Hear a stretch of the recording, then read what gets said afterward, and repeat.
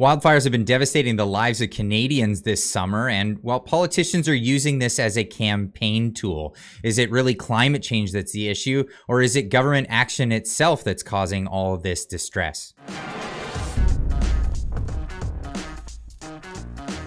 Another devastating fire, this time in Kelowna, British Columbia.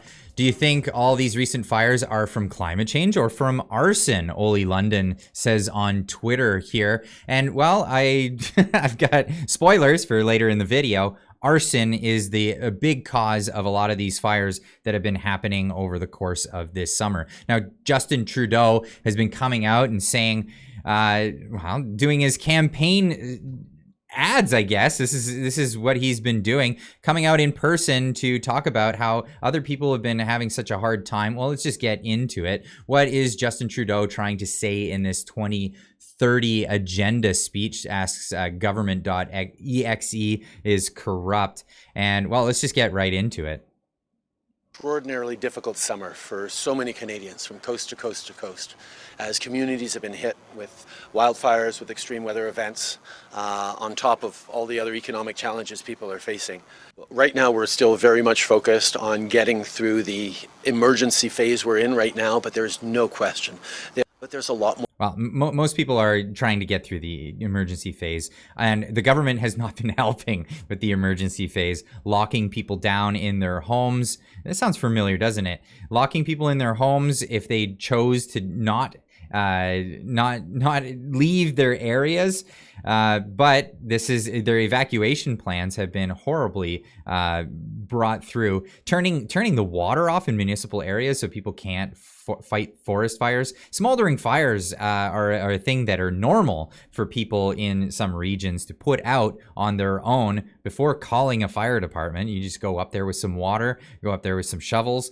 But this is not the plan from the federal government, but we're going to move forward in this. More to learn, and there's a lot more to do. We know, unfortunately, extreme weather events are going to get more frequent, more extreme in the years to come, and we have to learn very much from what worked, also what didn't work as well as it could have, and put that in place. So I really want to cut this one off here and I was going to let it go, but it's been getting more and more frequent. We keep hearing this language all the time. And in this morning and yesterday's video, I pointed out how all of the governments across Canada have been actually cutting the budgets for forest fire management, for taking care of forest fires, for the crews that go into it. They've been cutting the budgets drastically. And it seems that the more left the party, the more drastically they've been cutting it. This includes the NDP. And nowadays, you can't really distinguish the NDP from the Liberal government because of the coalition that they have to hold themselves in power and hold themselves out from,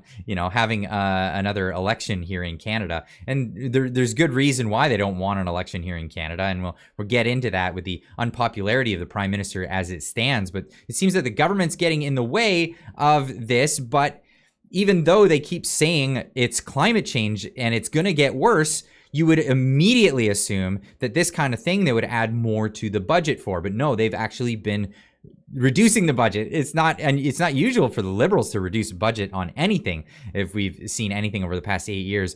But definitely, if they think that this is what's going to happen, why is it that they're cutting these budgets? That is a big, big question for a lot of Canadians at the moment. We can make sure that we have even more resilient communities. So whereas this time the fires in Yellowknife were able to be prevented from getting too close to the city, next time we might not be so lucky, and we're going to need to learn from these near misses. We are facing a changing world right now, changing climate. We're seeing more and more intense weather events. Insurance is going to get more difficult for people to obtain, even for those who can obtain it. And we know that falls on all of us to be there for to help communities and individuals who've lost everything, who are having to rebuild. We need to take lessons in how to rebuild safely. I mean, we've seen the difference between neighborhoods that were built with fire safety in mind and neighborhoods that were built before. That was really something we're thinking about. So it's a changing world, and insurance is going to be difficult to claim on. Well, we all know that insurance companies, they make their money by not holding, they're not paying out. They don't pay out. And this is going to be a big problem for a lot of people who lost their homes in this situation. Insurance companies claiming act of God. You're not covered for climate change, things like this, even though these may be cases of arson. And this is where there's going to be legal battles for years and years to come. But of course, they're using this as a tool to push this climate scare hysteria stuff, even though a lot of these cases have been proven to be arson. And the last person any Canadian should be taking advice from for financial advice is probably the guy that's put us the most in debt than any other prime minister in Canadian history, Justin Trudeau. I wouldn't take his advice for finances. But here we go. What are we seeing now? All the way from Greece, wildfires, 79 people arrested for arson in a case over there in Greece. And this is not the only place that we're seeing this stuff happen. We're seeing all kinds of cases in Canada and elsewhere, and we're going to get more into this. But I think that a lot of the reason why the campaigning is happening right now is because in the polls, it's showing that there's less and less support for the Liberal Party of Canada, the NDP, and any other parties except for the Conservative parties.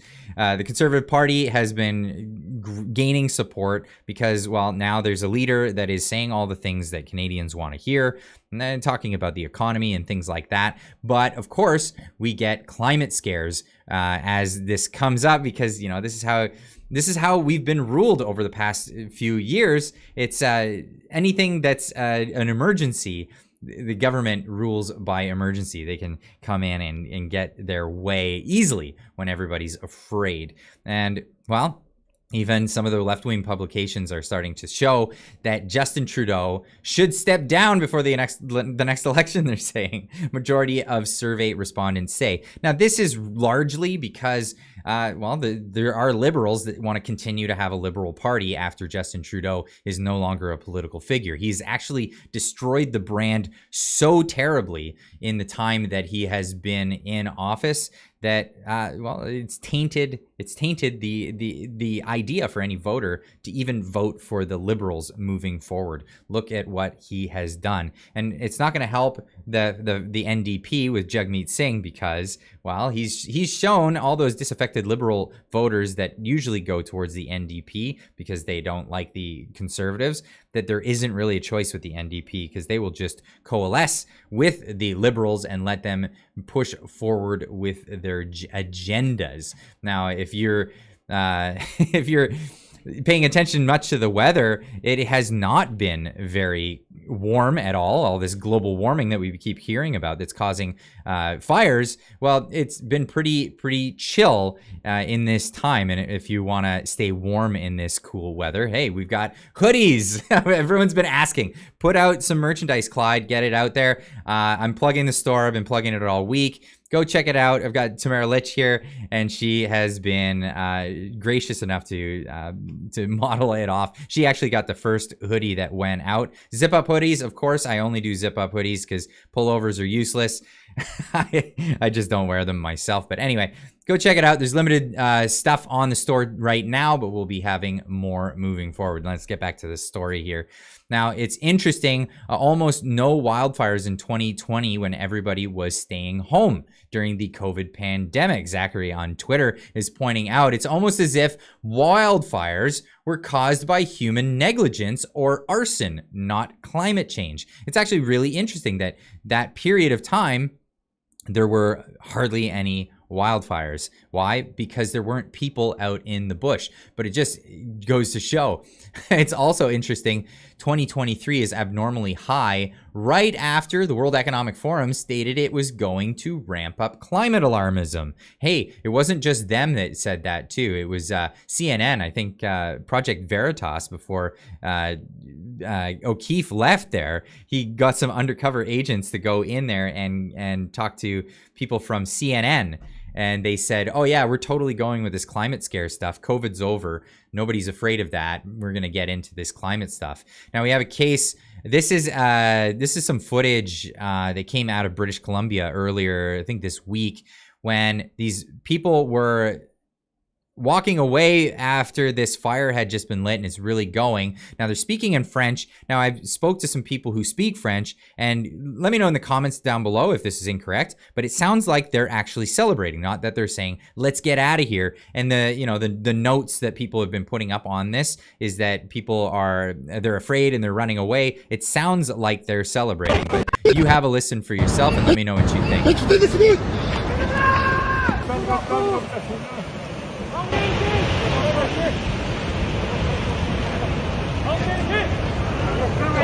C'est fini. C'est fini, il faut partir. Il faut partir.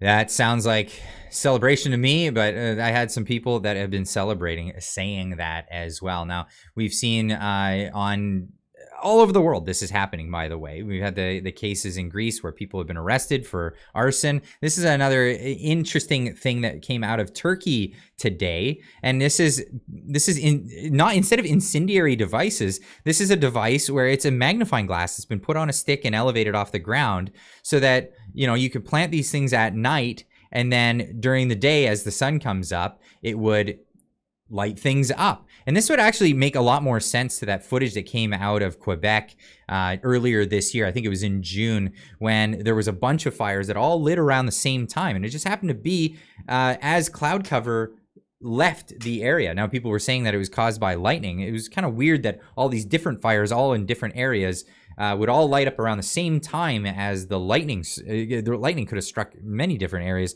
that would light up separately. It was all at the same time, just as the cloud cover went away, and that would kind of go towards that. I don't know. Let me know in the comments what you think about that.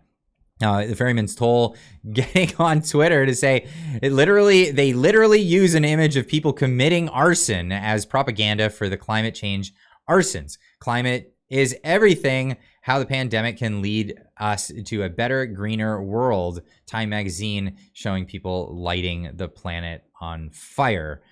Is this incidental? I don't know. This is just crazy. The stuff that we see coming out of media these days, and what we see on the ground is so completely different. Leon Advocacy on Twitter saying, an unknown but significant number of wildfires were apparently caused by arson, making many parts of Canada active crime scenes. Any politician who exploits these as yet unsolved crimes for political gain is essentially trying to benefit from crime. It's outrageous and it must stop. I agree with this sentiment. Of course, here are some more people trying to get political points out of this. Spencer Fernando reporting on this. This was Catherine McKenna just last week. She was calling conservatives arsonists in a roundabout way for not advocating for the more taxes on people for climate causes. But now she's not content with just accusing them of arson. Catherine McKenna now demands mandatory climate lessons for conservative politicians. Of course, re-education, more advocating for re-education. But this is, of course, the scene that we're seeing. And this is real situations with real people losing their real property and some people being injured or killed because of this. And this is real. This is, if this is arson, this is an act of terrorism. If the purpose is to instill political change, that would define that as that. But we're going to try to find out more about what's happening on the ground. I'll keep the coverage coming and keep trying to get information from people on the ground, because I have my opinions on this, but I want to see what's happening. The news media is not telling us what's really going down. What we're going to see, just like back when the convoy was happening a year and a half ago, they lied to us then, they're lying to us now. It's best to talk to people on the ground, and that's why I reached out, and I actually got in touch with Sharon from BT's, the Instagram channel. It was meant to be for her food truck that's been covering a lot of what's been going on in Shuswap. And this is the Shuswap area where the police have been blockading and barricading people from traveling, stopping people from doing what it is that they do best, taking care of the wildfires in their own area. I even did a short on this this morning. And here's just an excerpt from that, just so you can get up to speed before we get into the live stream this evening, where we'll have Sharon on to tell us more about what's going on in the Shuswap area. Here's that short now. The people of Shuswap, British Columbia, Canada are no strangers to fighting wildfires on their own, but this time they've been met with RCMP blockading the roads. So I'm going to be arrested if I go across that bridge? Why are we wasting these resources right now on this? That's just the way it is. Like, you don't understand, like, yeah, save your house, but when that bush is behind and I can run out there with a shovel and buckets of water and put out 30 spot fires in a day, when I save that old lady's house, I can save 10 people's burn house. down. Not only have they restricted their travel, but in some areas they've shut off the water. Somebody on Facebook or Instagram could tell me why there's no water in the water hydrant. You're gonna tell me if it's because of power. It's possible, but I'm very, very suspicious. And we're led to believe that authorities have our best interest at heart. So this is the story as it stands now. We're going to get more information tonight. So please tune in to the live stream. That is at 9:30 Eastern, 6:30 Pacific. Tune in. We're going to have special guest Sharon from the Shuswap region. She's got more information on what's been going down. We can get more into some of the nuances of that situation. So please tune into that. We're going to catch up on some of the other news that we covered this week, maybe more in depth, again, more nuance, and some of the stories that we never got to. So we'll see you then. Leave a comment in the comment section down below. Let me know what you think of everything that I covered in this video. Otherwise, we'll see you tonight. Keep on trucking.